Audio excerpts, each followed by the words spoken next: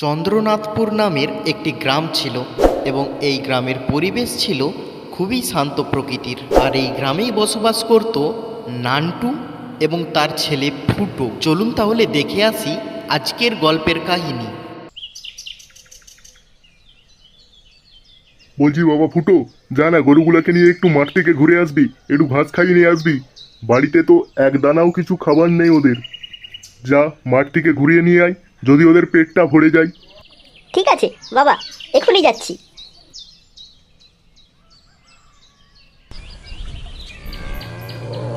আয় আয় আয়, হুস হুস, এই চল চল চল চল চল চল, সবাই সোজা চল সোজা চল। মাঠে অনেক ঘাস হয়েছে, খাবি চল, সব চল।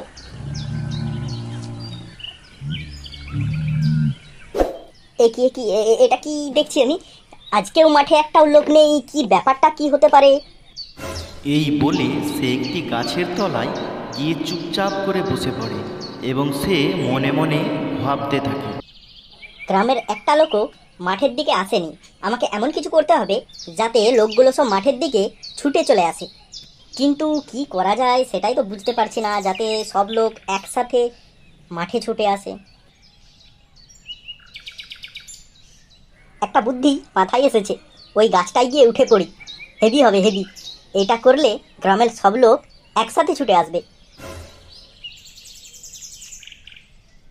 এইবার আমি আবার খেলাটা শুরু করে দিই, যাতে গ্রামের সব লোক ছুটে এইখানে চলে আসে। বাঁচাও বাঁচাও, কে কোথায় আছো? বাঁচাও, বাঘ বেরিয়েছে, বাঁচাও বাঁচাও, বাঁচাও বাঁচাও, কে কোথায় আছো? বাঁচাও আমাকে, বাঘ বেরিয়েছে, তাড়াতাড়ি গ্রাম থেকে সবাই এসো, বাঘ বেরিয়েছে, আমাকে বাঁচাও। এটা ফুটোর গলার আওয়াজ না? ফুটোর গলার আওয়াজ না? ও তো মাঠে একা একা গেছে গরু নিয়ে। মনে হচ্ছে বাঘ বেরিয়েছে। আরে কে কোথায় আছো? তাড়াতাড়ি এসো, কে কোথায় আছো? তাড়াতাড়ি এসো, মাঠে যেতে হবে। ওখানে আমার ছেলে একা আছে, বাঘ বেরিয়েছে। তুমি এইভাবে চেঁচাচ্ছ কেন? আরে আমার ছেলে মাঠে গরু নিয়ে গেছে, ওখানে বাঘ বেরিয়েছে। ছেলে খুব জোর জোর চেঁচাচ্ছে। তোমরা সবাই চলো, নাহলে ছেলেটাকে আমি বাঁচাতে পারবো না। আরে হ্যাঁ হ্যাঁ, চলো চলো চলো, সবাই চলো। আরে আরে ফুটো ফুটো, কোথায় কোথায় বাঘ, কোথায় বাঘ? বাবা তুই ঠিক আছিস তো? সবাইকে ঠকিয়েছি, সবাইকে ঠকিয়েছি, ঠক ঠক ঠক ঠকিয়েছি, কাগের গু খাইয়েছি। মানে কি বলতে চাইছিস তুই? কাকের গু খাইয়েছি, ঠকিয়েছি, এগুলো কি বলছিস? তুই যে এইমাত্র চেঁচাচ্ছিলি যে বাঘ বেরিয়েছে, বাঘ বেরিয়েছে, আমরা সবাই ছুটে এলাম তোকে বাঁচানোর জন্য, সেসব কি তাহলে মিথ্যে কথা? তুই আমাদের সাথে মজা করছিলি? বাবা বাবা, গুড গুড গুড, কাকা তুমি ঠিকঠাক বুঝে গেছো। আমি একটু মজা করছিলাম। আসলে আমি একাই মাঠে এসেছি আর সবাই গ্রামে আছে। আমি একা একা মাঠে কি করব বলো? তাই তোমাদের সবাইকে একটু মজা করে মাঠে নিয়ে চলে এলাম। এটা কিন্তু তুই মোটেও ভালো করিসনি। এরকম একটা সিরিয়াস ব্যাপার নিয়ে ইয়ার্কি মারাটা তোর ঠিক হয়নি। নান্টু, তোমার ছেলেকে সাবধান করে দাও, এইরকম ইয়ার্কি ওই যেন পরে না করে।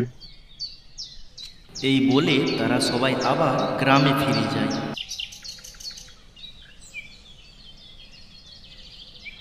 গ্রামের লোক তাকে বারণ করার পরেও সে কোনো কথা শোনেনি। পরের দিন সকালে মাঠে গিয়ে সে আবার একই ঘটনা ঘটায়। আরে কে কোথায় আছো? তাড়াতাড়ি এসো, তাড়াতাড়ি এসো, বাঘ বেরিয়েছে।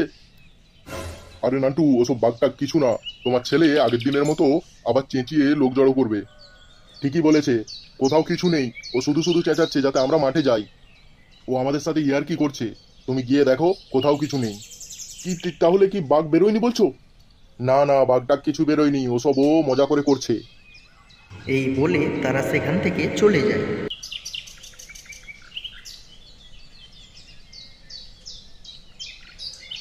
এদিকে বিকেল গড়িয়ে সন্ধে নামতে চলল আর ফুটোর বাবা বাড়ির সামনে বসে বসে ভাবতে থাকলো, এখনো কেন তার ছেলে বাড়ি ফিরছে না। ব্যাপারটা কি হলো? সন্ধে হয়ে এলো, মাঠ থেকে গরুর পাল সব চলে এলো, ফুটো এখনো এলো না। তাহলে কি আজকে সত্যি বাঘ এসেছিল? ফুটোকে বাঘে নিয়ে যায়নি তো?